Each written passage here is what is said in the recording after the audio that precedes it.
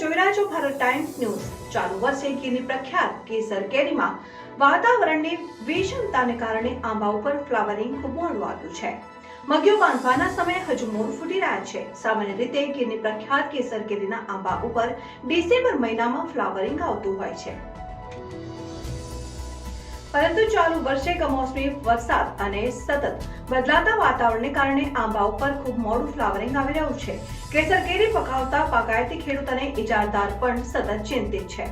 વર્તમાન સમયમાં આંબા ઉપર સમયસર ફ્લાવરિંગ ન આવવાનું કારણ માવઠું છે।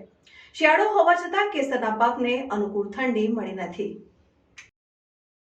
વાતાવરણમાં હજુ ગરમી દેખાઈ રહી છે, જેને પગલે મોટે ભાગે માર્ચ મહિનામાં કેરી બજારમાં આવી જતી હોય છે, જે આ વખતે એપ્રિલમાં આવે તેવી સંભાવના સેવાઈ રહી છે। જો વરસાદ વહેલો આવી જાય તો કેસર કેરીમાં બગાડ વધી જશે।